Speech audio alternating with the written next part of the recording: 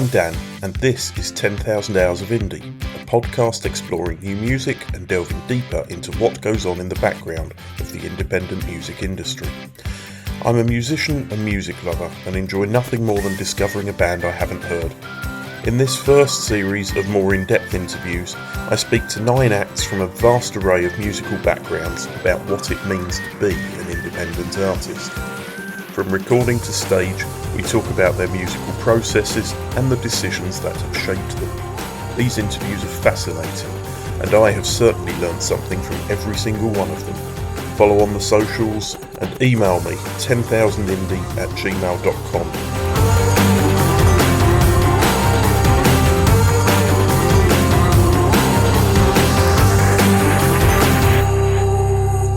Hi Pete, how are you doing at the moment? Yeah, good.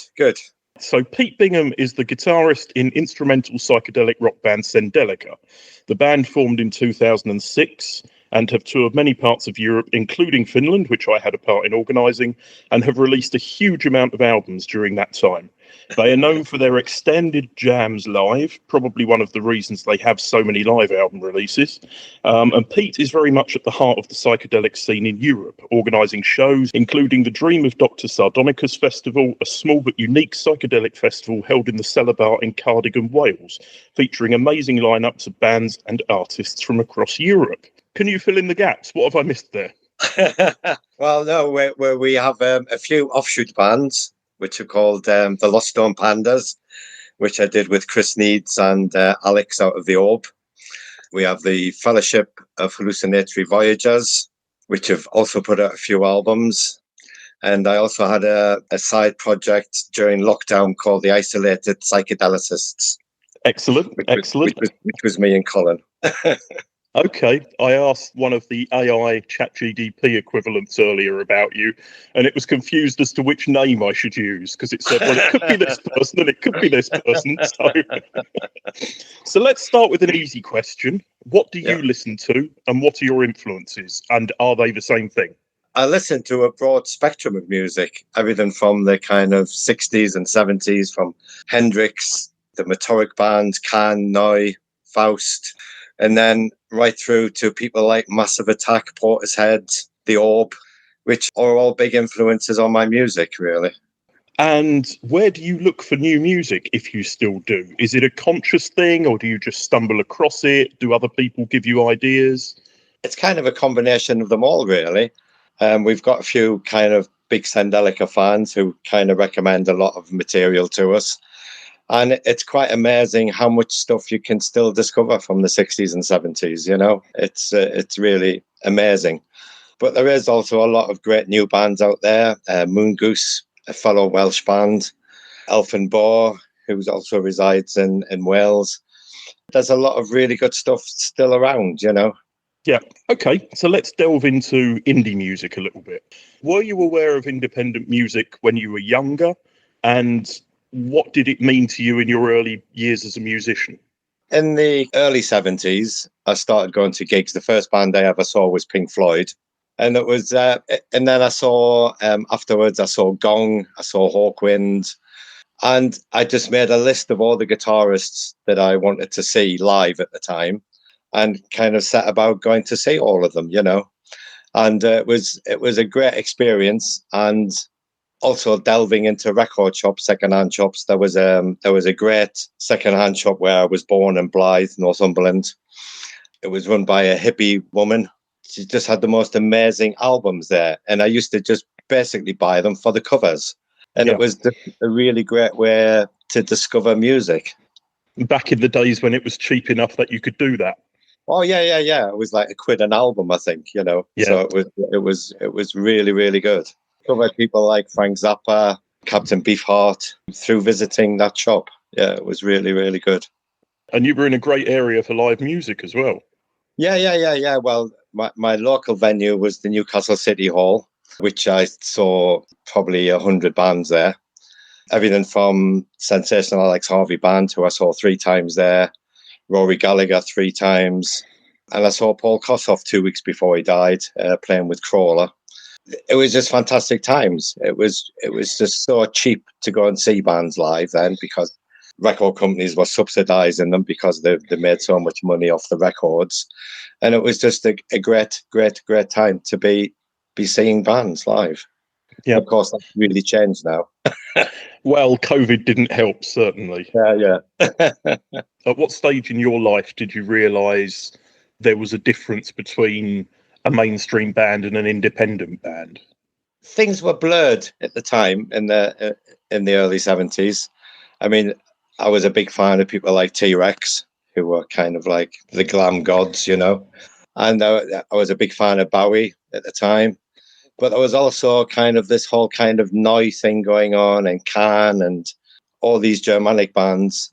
So I think I became aware quite early on, probably 13 or 14, that there was a big difference between the mainstream bands and the independent scene.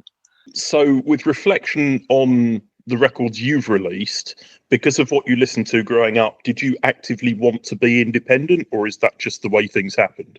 I think it's just the way things happened, really. I think Sendelica started in 2006.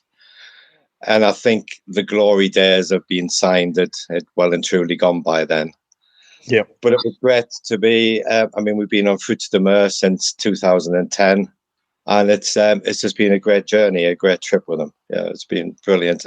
First of all, we just released cover versions on their label. And then we recorded more and more of our own material. And I think we've done about 8 albums of our own material with them now. It's been a good journey.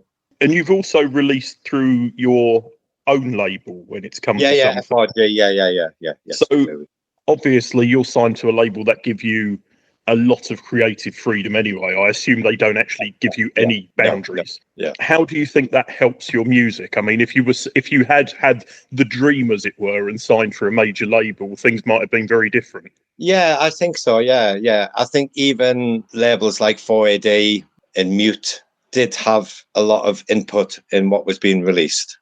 So we were spared that dilemma, certainly. What have you found are the biggest differences between self-releasing and the label being involved? Because promotion. Obviously, I mean, Fruits de Mer are fantastic on promotion. Keith at Fruits de Mer is really, really good, and he's also very generous in our percentages. And it's much more of a creative environment.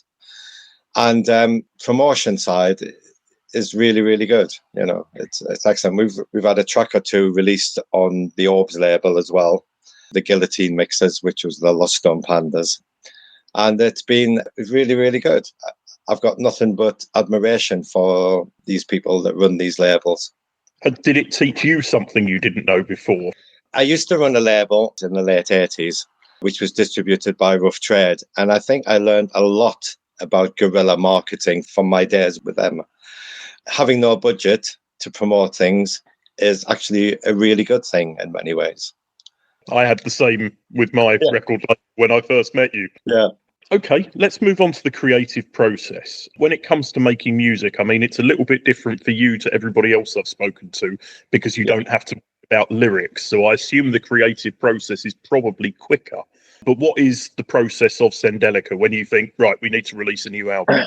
Well, the first series of albums we did on Fruits de Mer was called the Cromlech Chronicles, which had volume 1, 2, 3, and 4. And that was very much, we booked a studio for a weekend. We invited loads of friends there. And basically, we recorded over a long weekend. And then we kind of edited the jamming into double albums, basically. And Cromlech 3 was a triple 10-inch album. The 4 albums we did about Mankind Again, which was on Fruits de Mer, that was a completely different process. That was Colin and I kind of swapping ideas over the internet. We just built up basic tracks and then got the rest of the band involved later on. That was kind of a completely different way of working, and it was really productive. It was really good. How do you think your music has evolved from when you started out as the band to now? I mean, it's been 19 years this year. 19 years, yeah. Very much so. I mean, originally we were a 5-piece band live, and now we're a 3-piece band live. And that's kind of made me more focused on the light and shade of tracks when we play them live. And there is often this fear when you're a 5-piece band is that someone's going to fill in all the gaps. And when we play now, we've been together now for 5 years as a 3-piece band since COVID, really. And I find it much more freedom in it. And this is a difficult question for you, or a difficult question to ask, because I've got to work out how to phrase it. What I've asked other bands is, how do you stay current? But it's more because your music hasn't necessarily ever been mainstream current. It's a different question for you. I think we've just constantly evolved, and there's nothing off the table as far as our music goes. I mean, we've covered everything from dub to kind of cover versions to extended jams. I mean, there was a track on Anima Mundi album called Master Benjamin, which lasted about 10 minutes on the album.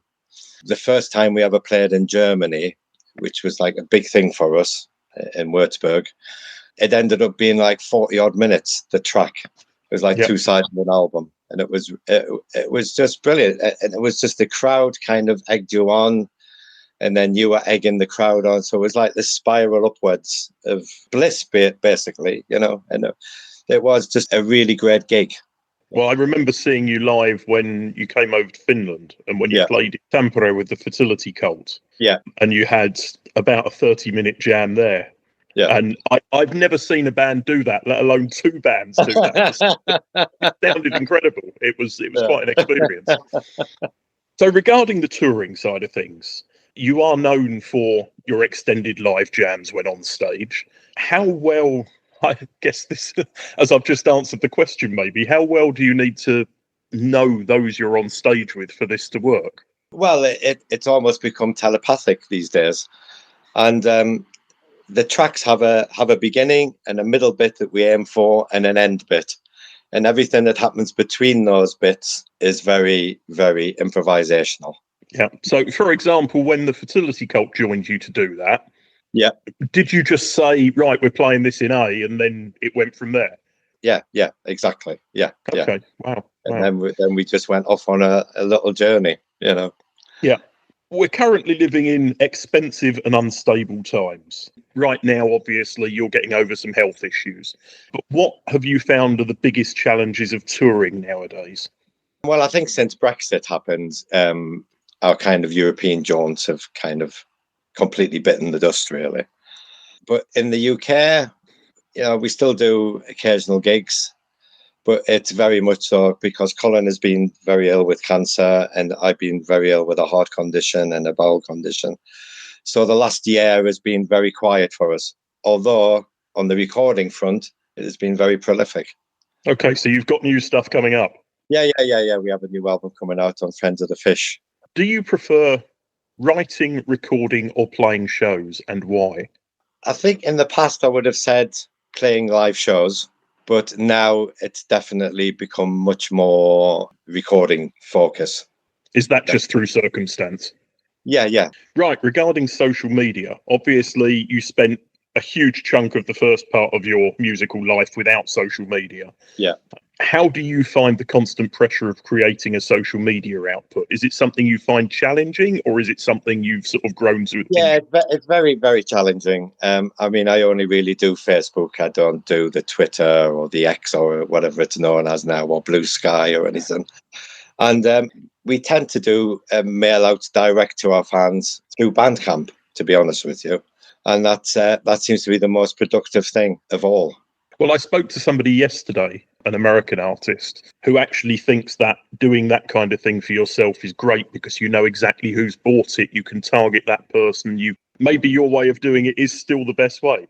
Yeah. Well, I think from the productivity point of view, and I mean, nobody likes to be sat in front of a screen all day long.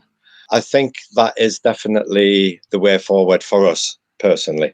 And I guess because of the kind of music you produce and are part of, Facebook is probably where the majority of your audience are anyway. Yeah. I mean, it used to be on MySpace, but that is long gone. Facebook has its place, but I'm not kind of slavish to it, Yeah. Do you find the albums you've released with the label, it's helped to alleviate some of the burden of social media? Yes, definitely, because then it's kind of up to them to promote it, really. Should artists have full responsibility for their social media, or are there things that the label should provide as a service? Yeah, well, I think that there are certain things labels can do, and that is get copies out to magazines to review. And they obviously have a presence, Fruits de Mer have a presence on Facebook. But then I also think artists are responsible for themselves to kind of get their message across, really, as well.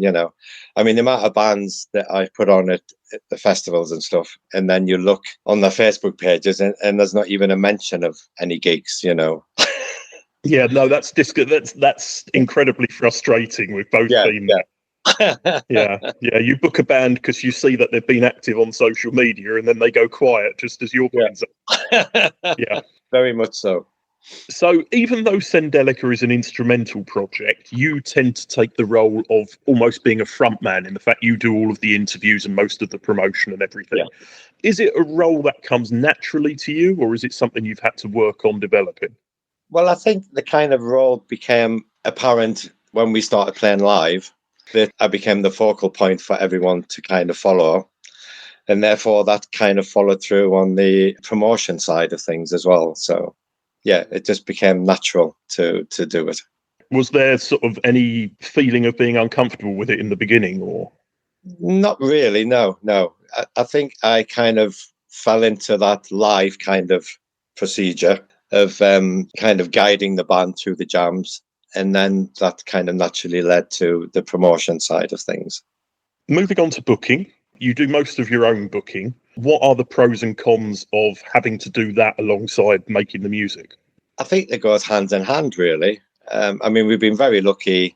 We were signed to an Italian label, VE Records, who were very, very supportive of arranging tours for us in Italy. And we also were Sun Hair Music in Germany.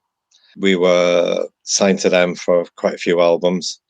And they were also very proactive in booking of gigs. So, yes, between us, we've done really well. And then, of course, Fruits de Mer was the idea of Dr. Sardonica's festivals with Keith from Fruits de Mer. And that kind of like really took off. Obviously, it's easier to play somewhere that you've already got a fan base. How have you gone about ways in finding possible new countries and places to play in recent years? It's a bit strange because we went to America in, I think, 2010. We were signed to a Russian label then, and we had a couple of albums out, Spaceman Bubblegum. Then I got a message from a band in Boston, in Massachusetts, and they were asking if I'd like to go over and play guitar with them. So I went over and we did some recording with them.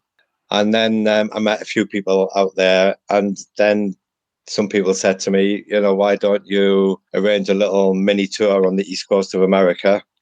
We played the Knitting Factory in New York, and that was just brilliant. And it was like, it was really good. It did have its problems. Yeah, well, most things do.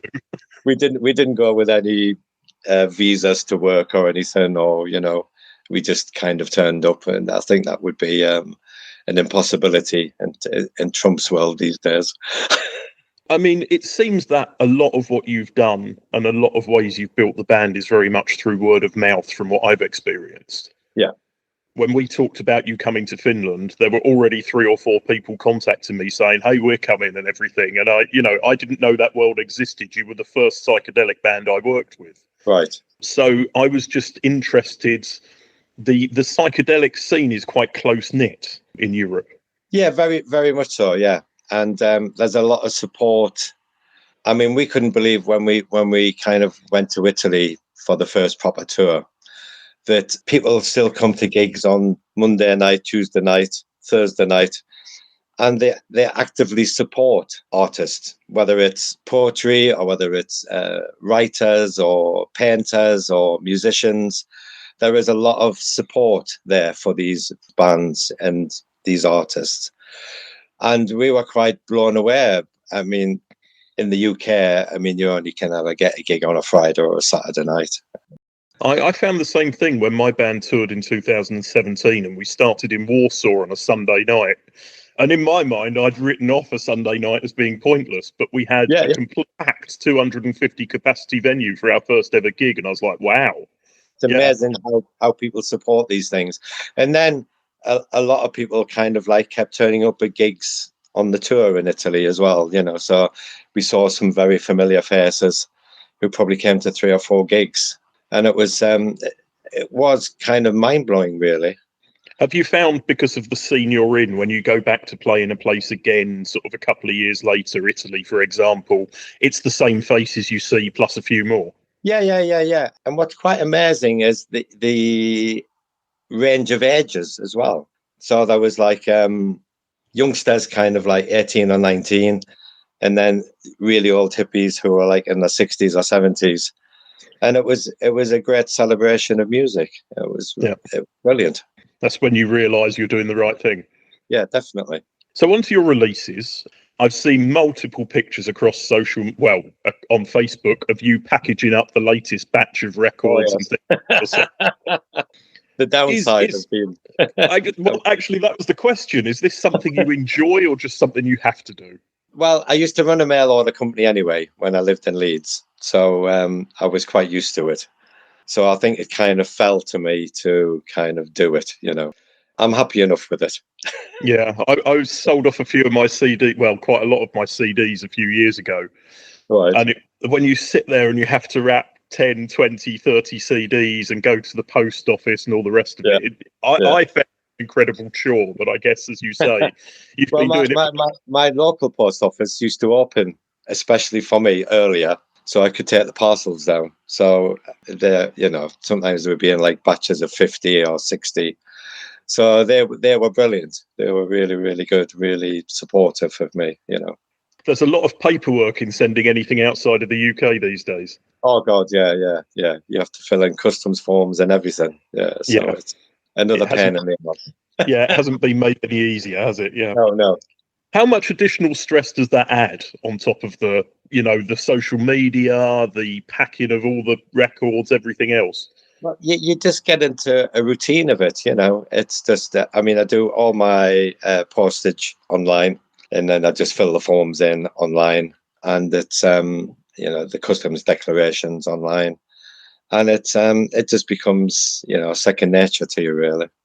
So some more general questions, because we've covered the stuff that's specific to you, I think.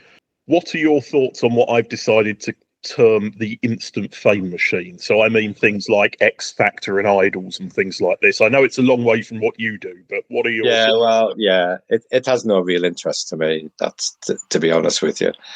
It's this whole kind of, as you say, it's instant fame, but it's also Z-list celebrities, you know? Yeah. Okay. What is the best advice you could give to somebody young who wants to start a band in these current times?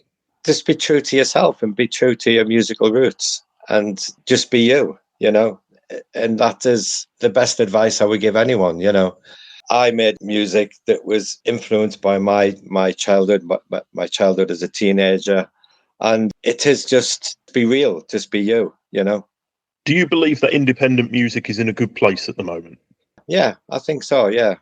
Do you think that things like Spotify have helped or hindered? Hindered. It's just such a paltry return compared to, the physical release.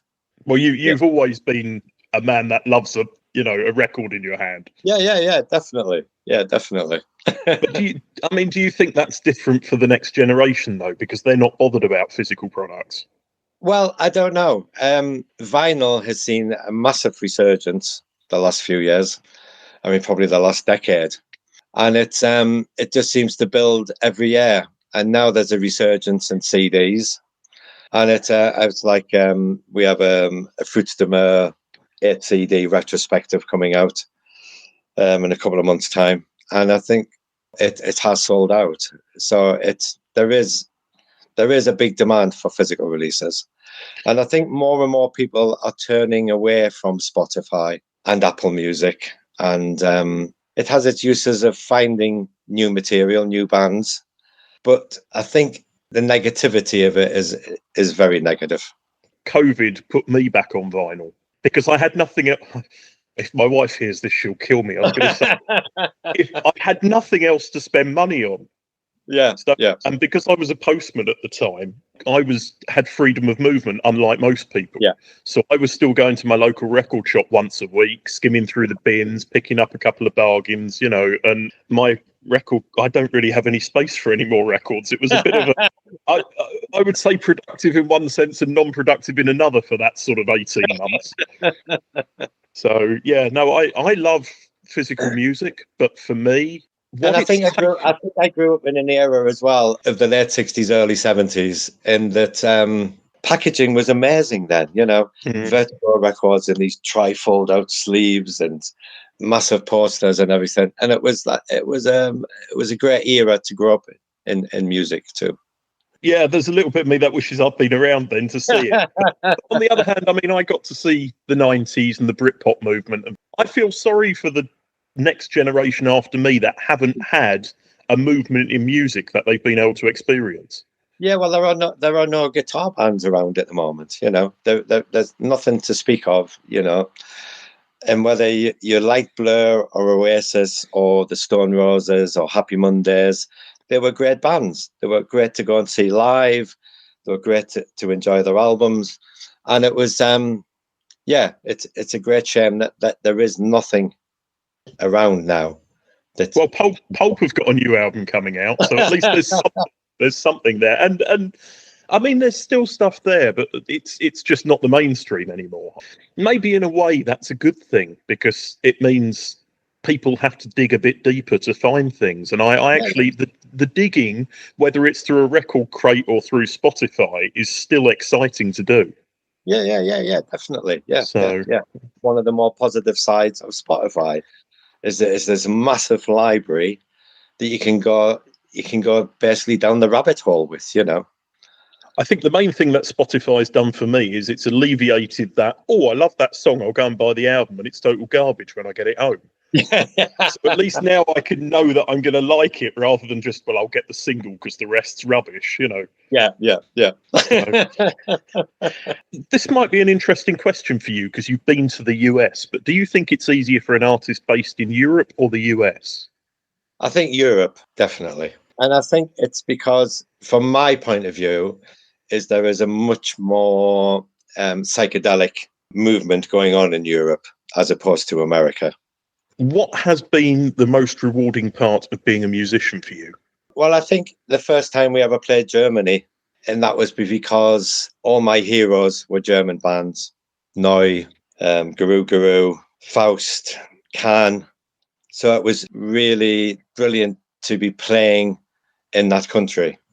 And it was a great reception and it was a great gig. So it was win-win-win. What are your upcoming plans? I know you've had some time out to recover. Where do you go from here? Yeah, well, we've got a new album out on Fruits de Mer, Friends of the Fish imprint, which Colin and I sent files over to each other because he was in Thailand and Vietnam and Cambodia for 6 months, kind of healing process. And so it's an interesting album. And I was going through a lot of things health-wise. And I had a lot of ultra scans done and stuff. And I managed to borrow some of those audio recordings. So they're on the album. So the hospital recordings are on the album. Okay. And he took some amazing pictures of temples. It really came together really well. And then I got Glenda in and playing bass, and Lee and a couple of guests. And we did some recording here in Cardigan.